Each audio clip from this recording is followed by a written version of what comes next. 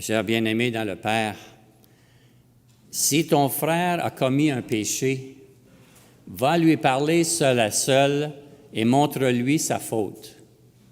Montre-lui sa faute. Ce que Jésus nous demande n'est pas facile. Lorsqu'une personne a commis une faute qui a des conséquences sur les autres, sur le bon déroulement de la vie sociale, de la vie familiale, de la vie paroissiale ou même sa vie, Jésus nous demande de le corriger. Ouf! Si quelqu'un a commis un péché, que faisons-nous fréquemment? Il est souvent plus facile de critiquer, de dénoncer sa mauvaise conduite aux autres et de montrer du doigt. Est-ce que les choses vont s'améliorer? J'en doute. Si cette personne est ton ami, comment aurais-tu agi? Est-ce que tu lui aurais dit quelque chose? Est-ce que nous préférons plutôt valoriser notre amitié plutôt que de corriger sa conduite? Est-ce qu'on va compter sur corriger sa conduite ou garder l'amitié? Si nous ne disons rien, nous ne lui faisons pas la faveur. Il sera privé de réparer sa conduite, de se repentir et de vouloir changer. Mais notre penchant naturel est plutôt de laisser faire, de juger, de critiquer. Dans le même évangile de Matthieu, mais au début du chapitre 7, Jésus dit « Ne jugez pas afin de ne pas être jugés, car c'est de la façon dont vous jugez qu'on vous jugera. Et c'est la mesure dont vous vous servez pour les autres qui servira de mesure pour vous. » Et il continue avec l'image de la paille et de la poutre. « Qu'as-tu à regarder la paille qui est dans l'œil de ton frère lorsque tu ne remarques pas la poutre qui est dans ton œil? » Voilà pourquoi il est si difficile de suivre l'enseignement de Jésus dans l'Évangile d'aujourd'hui. Si je vais parler seul à mon frère qui a péché et que je lui montre sa faute, je risque en retour qu'il me reproche mon propre péché, car je ne suis pas irréprochable, je suis un pécheur après tout, moi aussi. Et mon frère fera sans doute fera voir la poutre qui est dans mon œil de son côté. Alors, qu'est-ce qu'on fait? Saint Paul, dans sa première lettre aux Romains, nous le rappelle aujourd'hui. Tu aimeras ton prochain comme toi-même. L'amour ne fait rien de mal au prochain.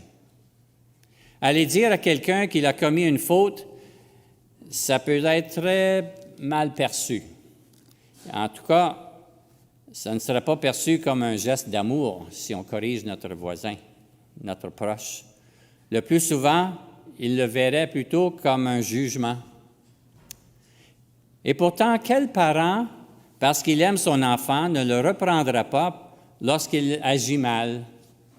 Quel père, quelle mère ne passera pas un peu de temps avec son enfant pour lui montrer sa faute, pour l'aider à prendre conscience du mal qu'il aura pu faire, pour montrer les conséquences de son geste, pour lui expliquer peut-être comment réparer le mal, comment changer son comportement pour ne plus reproduire cette erreur. Dans le cadre de la famille, il semble acceptable de corriger son enfant. Mais en dehors du cadre familial, pourquoi est-ce que c'est si mal accepté? Peut-être parce qu'on oublie l'importance des mots que Jésus nous a enseignés. Si ton frère a commis un péché, qui est ton frère? C'est ton prochain. C'est mon prochain, c'est ton prochain. En Dieu, nous sommes tous des frères. Nous sommes véritablement des frères et des sœurs dans le Christ. Si tous nous pouvons appeler Dieu notre Père, comme Jésus nous l'a enseigné, c'est bien que nous sommes frères et sœurs, puisque nous avons le même Père. Lorsque nous nous situons dans le cadre d'une famille, il s'agit bien de correction fraternelle. Corriger son frère, ce n'est pas un jugement. C'est une correction fraternelle avec amour. L'unité entre chrétiens, ou plus largement la solidarité entre les humains, suppose que nous avons un lien les uns avec les autres. Et comme nous avons tous le même Père, nous sommes liés à cette personne. Et si quelqu'un fait le mal, les conséquences de ce mal vont également toucher moi-même, mais les autres aussi. C'est donc mon devoir, non seulement pour me protéger moi-même, mais dans un esprit de fraternité et par respect pour mes autres frères, de lui montrer son péché. Dans la première lecture, Dieu parle à Ézéchiel, le responsable de sa communauté. Je cite, « Je fais de toi un guetteur pour la maison d'Israël. » Dieu ne lui demande pas de surveiller ses proches, mais d'être un gardien qui veille sur eux. Il doit tout faire pour les empêcher de prendre le mauvais chemin. Saint Paul, dans la deuxième lecture, nous invite à aller plus loin en recherchant l'amour mutuel avec le but de sauvegarder la communauté ou le bien commun. Ce que Dieu dit à Ézéchiel s'applique à nous aujourd'hui. Nous devons rester vigilants, attentifs au bien commun, et nous devons nous donner les moyens de le protéger, y compris dénoncer le mal lorsque nous le voyons, en allant parler à celui qui a commis la faute.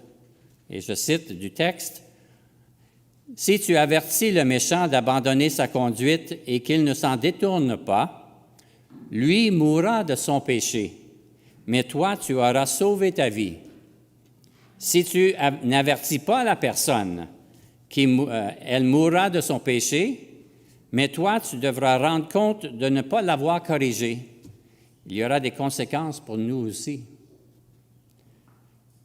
Je ne peux pas me contenter de dire « c'est son affaire, c'est sa vie, c'est son problème ». Personne n'a le droit de dire que ce n'est pas son problème lorsqu'un frère s'égare. Nous sommes tous responsables les uns pour les autres. Puisque c'est mon frère ou ma sœur, c'est aussi mon affaire. C'est aussi l'affaire de tout le monde puisque ça nous concerne tous. Qu'arrivera-t-il si nous plaçons une pomme pourrie parmi des bonnes pommes? Eh bien, en peu de temps, toutes les pommes seront pourries. Et donc, nous avons à enlever la pomme pourrie pour protéger les autres. De même en est-il avec mon prochain lorsqu'il a commis une grave erreur. Dans le ministère, je rencontre souvent des gens qui, sans le réaliser, participent à des pratiques contraires à Dieu. Certaines pratiques ont un impact sur notre vie spirituelle, ainsi que notre bien-être physique ou psychologique. Certaines pratiques à la surface nous donnent un bon feeling, mais il y a des conséquences négatives. Je vais l'expliquer. La semaine dernière, dans l'homélie, nous avons entendu que Dieu existe, que Jésus existe et il est présent dans le sacrifice de l'autel à la Sainte Eucharistie. Nous avons aussi entendu que Satan existe, mais il y a une autre dimension spirituelle, celle des mauvais esprits, ceux qui ont été chassés du paradis avec Satan. Où sont-ils? Dans la nature et dans le monde. Il y a des occasions où nous ouvrons la porte à ces mauvais esprits sans le reconnaître par nos activités et nos intérêts. Ces esprits peuvent nous tenter de faire le mal ou de pratiquer des sciences interdites. Sans le percevoir, ces pratiques trompeuses sont incompatibles avec la foi catholique. Elles nous mènent vers la perdition. Quelques-unes sont mentionnées dans Deutéronome chapitre 12, versets 9 à 12. Deutéronome 18, chapitre 9 à 12.